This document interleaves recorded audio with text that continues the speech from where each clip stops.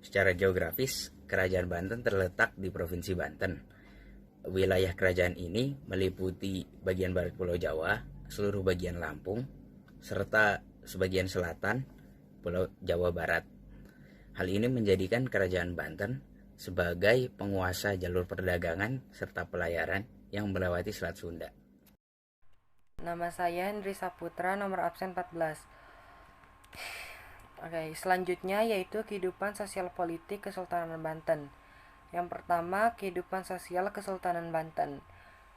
Jadi, pada saat masa pemerintahan Raja Fatahillah atau Faletehan pada tahun 1527, kehidupan sosial Kesultanan Banten ini mulai berangsur-angsur dengan ajaran-ajaran agama Islam. Ditambah setelah Banten berhasil menaklukkan kerajaan Pajajaran, pengaruh Islam semakin kuat, termasuk di daerah-daerah pedalaman. Namun, pendukung setia Pajajaran pindah ke daerah-daerah pedalaman, dan mereka kini dikenal dengan nama suku Baduy dan dengan kepercayaannya yang disebut Pasundan Kawitan, yang artinya Pasundan yang pertama. Mereka mempertahankan tradisi-tradisi lama dan menolak pengaruh-pengaruh Islam. Nah, salah satu peninggalan budaya Islam dapat kita temukan, yaitu bangunan Masjid Agung Banten Tumpang 5, seperti yang ada gambar di samping. Nah, selanjutnya yaitu kehidupan politik Kesultanan Banten. Nah, jadi kehidupan politiknya ini tuh sangat dominan pada masa pemerintahan Sultan Ageng Tirtayasa. Lebih tepatnya pada tahun 1651 sampai 1682. Nah, kehidupan politiknya ini sangat dominan pada sektor perdagangan, karena sangat berkaitan erat dengan VOC. Nah, jadi si Sultan Ageng Tirtayasa ini sangat keras terhadap VOC. Namun, perlakuannya ini tuh ditentang keras oleh putranya sendiri, yaitu oleh Sultan Haji atau Abdul Nasar Abdul Qahar. Nah, hal ini membuat si Sultan Haji ini meminta bantuan VOC dan menyebabkan Kesultanan Banten yang tadinya jaya di bawah pimpinan Sultan Ageng Tirtayasa kini hanya menjadi boneka company dengan dibawa kepemimpinan Sultan Haji. Saya Alif Alu Mustafa, nomor absen 1 dari kelas 10 MIPA H, yang akan mempresentasikan raja-raja yang berpengaruh di dalam Kesultanan Banten. Pertama yaitu Sultan Hasanuddin. Di bawah pemerintahan Sultan Hasanuddin, Kerajaan Banten berhasil menguasai Lampung sebagai penghasil rempah-rempah. Selain itu, Sultan Hasanuddin juga berhasil menguasai Selat Sunda yang merupakan jalur utama perdagangan. Pelabuhan Banten berhasil menjadi pelabuhan yang ramai dikunjungi oleh para pedagang dari berbagai negara di dunia. Yang kedua yaitu Sultan Maulana Yusuf. Dia merupakan putra Sultan Hasanuddin yang memerintah Banten dari tahun 1570 sampai 1580 Masehi.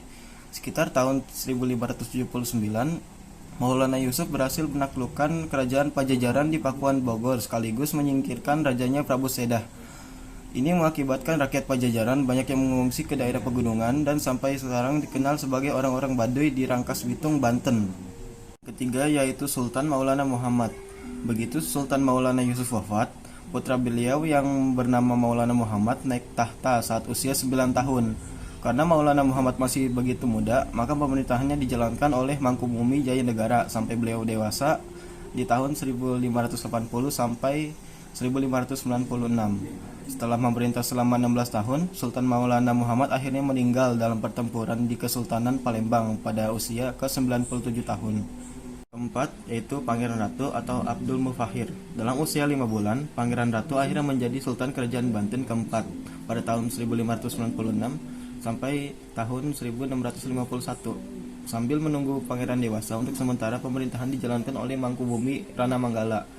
Pada saat inilah pertama kali bangsa Belanda dengan pimpinan Cornelis de Houtman mendarat di daerah Banten pada tanggal 22 Juni 1596. 5 yaitu Sultan Ageng Tirtayasa. Di bawah pemerintahan Sultan Ageng Tirtayasa pada tahun 1651 sampai 1682, kerajaan Banten mengalami masa kejayaan. Sultan Ageng Tirtayasa selalu berusaha memperluas daerah kekuasaannya hingga tahun 1671 Masehi. Beliau mengangkat putranya menjadi pembantu bergelar Sultan Abdul Qahar atau Sultan Haji. Namun, akhirnya Sultan Ageng Tirtayasa merasa kecewa dengan Sultan Haji karena telah menjalin kerjasama dengan Belanda. Perang saudara akhirnya terjadi dan Sultan Haji meminta bantuan Belanda untuk menyerang Sultan Ageng Tirtayasa. Akhirnya Sultan Ageng Tirtayasa tertangkap dan dipenjara di Batavia hingga wafat tahun 1691 Masehi. Nama saya Rizky Andika Pratama dari XMIPA absen 32. Saya ingin menjelaskan masa kejayaan Kesultanan Banten. Kesultanan Banten mencapai kejayaan pada masa Abu Fath Abdul Fattah atau juga dikenal dengan nama Sultan Ageng Tirtayasa. Saat itu pelabuhan Banten telah menjadi pelabuhan internasional, sehingga perekonomian kesultanan itu maju pesat. Wilayah kekuasaannya pun semakin luas, meliputi sisa kerajaan Sunda yang tidak direbut Kesultanan Mataram, dan serta wilayah yang sekarang menjadi provinsi Lampung. Kesultanan Banten mengadakan hubungan dengan negara-negara lain melalui jalur laut. Pengiriman pejabat ke berbagai negara seringkali dilakukan pada masa pemerintahan Sultan Ageng Tirtayasa.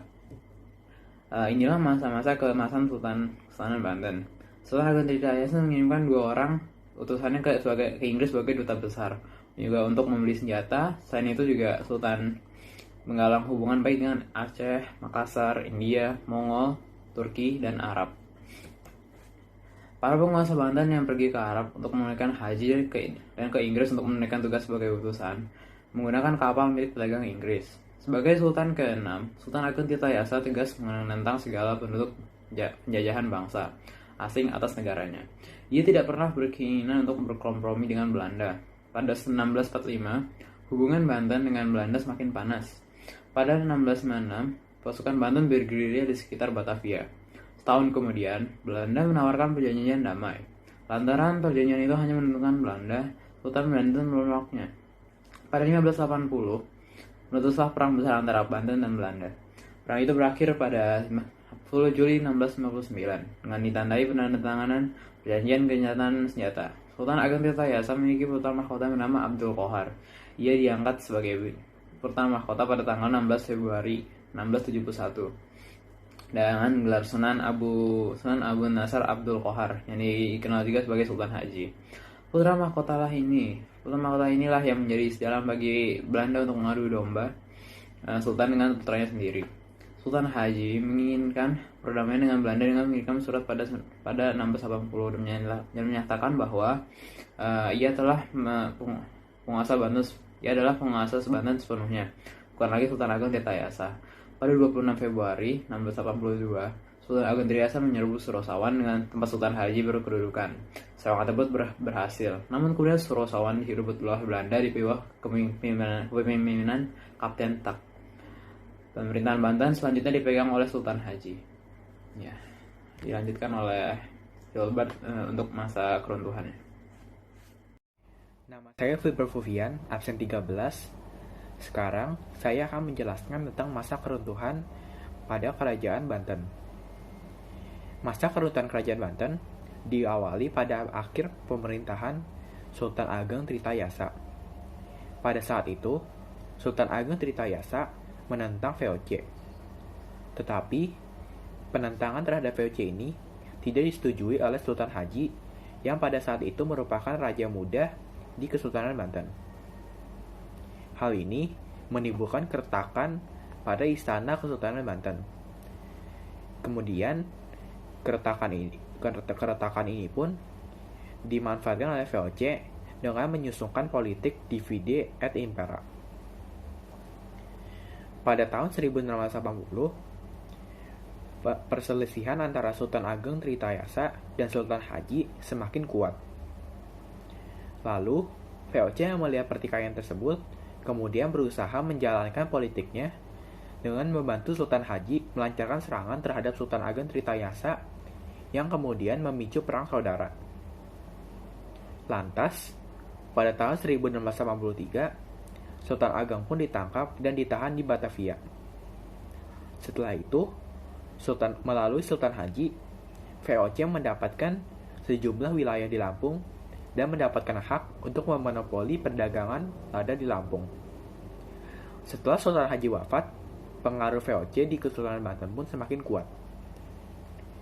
Lalu, raja-raja setelah Sultan Ageng Tritayasa tidak bisa menjalankan dan mengagungkan Kesultanan Banten seperti Sultan Ageng Tritayasa dulu.